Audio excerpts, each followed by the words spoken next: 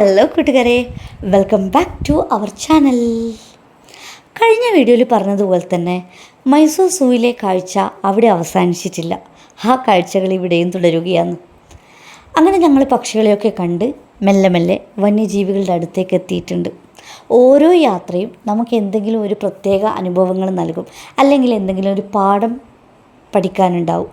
അങ്ങനെ ഞങ്ങൾ പാഠം പഠിച്ചൊരു യാത്രയാണ് ബന്നാർഘട്ട നാഷണൽ പാർക്കിലേക്കുള്ള യാത്ര. ഞങ്ങളവിടെ എത്തിയത് ഒരു 12:30 മണിയോടെയാണ്. അത്രയും ലേറ്റായിട്ട് നമ്മളവിടെ എത്താൻ കാരണം ഇന്ത്യൻ റെയിൽവേയും കൂടിയാണ്. കാരണം അന്ന് നമ്മുടെ ട്രെയിൻ അത്രയും വൈകിയാണ് അവിടെ എത്തിയത്. എന്നാലും നമ്മൾ സഫാരി യാത്ര ആരംഭിച്ചു. പക്ഷെ നമ്മളെ അവിടെ എതിരേറ്റത് നല്ല കൂർക്കം വലിച്ചുറങ്ങുന്ന സിംഹവും കടുവയും ഒക്കെയാണ്. അത് സമയത്തിൻ്റെ കുഴപ്പം കൊണ്ടാണ്. അതായത് നമ്മൾ ഈ ഒരു ഉച്ച സമയത്തൊക്കെ ചെല്ലുകയാണെങ്കിൽ നമുക്കങ്ങനെ കാണാൻ പറ്റൂ. പിന്നെ അതൊരു വേനൽക്കാലേനും പിന്നെ അതിൻ്റെ ഒരു ചൂടും ഒക്കെ ആയിട്ട് അവർ ടയേർഡായി അവരങ്ങ് ഉറങ്ങിപ്പോയി. ശരിക്കും പറഞ്ഞാൽ ആ വണ്ടി വന്നതോ അവിടെ നിർത്തിയതോ ആൾക്കാർ ഇങ്ങനെ നോക്കുന്നതോ നമ്മളുണ്ടാക്കുന്ന സൗണ്ടോ ഒന്നും തന്നെ അവരെ ബാധിക്കുന്നില്ലേനും. അത്രയും ആഴത്തിലുള്ള ഉറക്കത്തിലേനും അവർ. ആകെ നമ്മളവിടെ ആക്റ്റീവായിട്ട് കണ്ടത് ആനേനെയും മാനിനെയും മാത്രം. അന്ന് നമ്മൾ എടുത്ത തീരുമാനമാണ്, ഇനി നമ്മൾ സൂവിലേക്കോ അല്ലെങ്കിൽ ഇത്തരത്തിലേതെങ്കിലും നാഷണൽ പാർക്കിൽ സഫാരിക്കോ പോവുകയാണെങ്കിൽ അവിടെ എപ്പോഴാണോ സ്റ്റാർട്ടിങ് ടൈം അതിന് തൊട്ടടുത്ത സമയത്ത് തന്നെ അവിടെ എത്തണം എന്നുള്ളത്. അങ്ങനെ ഞങ്ങൾ മൈസൂരിൽ ഒരു 9:30 മണിയോട് തന്നെ അവിടെ എത്തി. അതുകൊണ്ടാണ് ഇത്രയും ആക്റ്റീവായിട്ട് നമുക്ക് ആനിമൽസിനെയൊക്കെ കാണാൻ പറ്റിയത്. അല്ലെങ്കിൽ കുറച്ചുകൂടി വൈകിട്ടാണെങ്കിൽ ഇവർ റെസ്റ്റ് ചെയ്യുന്നതൊക്കെ കാണാൻ പറ്റൂ. പിന്നെ രണ്ടാമത്തെ കാര്യം എന്ന് വെച്ചാൽ നമുക്ക് സൂവിലൊക്കെ ആണെങ്കിൽ ഒരുപാട് നടക്കാനുണ്ടാവും.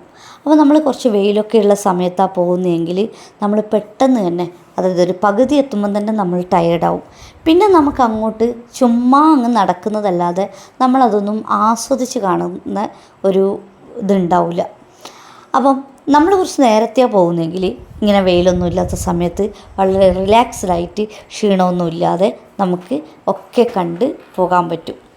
ഈ രണ്ട് കാര്യമാണ് കഴിഞ്ഞ തവണത്തെ യാത്രയിലൂടെ നമ്മൾ പഠിച്ചത്. ഇത്തവണ നമ്മൾ അതുകൊണ്ട് തന്നെയാണ് കുറച്ച് നേരത്തെ നമ്മളിവിടെ എത്തിയതും അതിൻ്റെ ഒരു ഗുണം നമുക്ക് കിട്ടിയതും. പൊതുവേ എനിക്ക് നടന്നു പോകാൻ ഭയങ്കര മടിയാണ്. പക്ഷേ എന്തോ അറിയില്ല, ഇവിടെ എനിക്ക് ഒരുപാട് ഇഷ്ടപ്പെട്ടിട്ടുണ്ട്. നടന്നതേ ഞാൻ അറിഞ്ഞിട്ടില്ല. അല്ലെങ്കിൽ ഞാൻ പകുതി എത്തുമ്പം തന്നെ എവിടെയെങ്കിലും സൈഡായിട്ടിരിക്കുന്നതാണ്.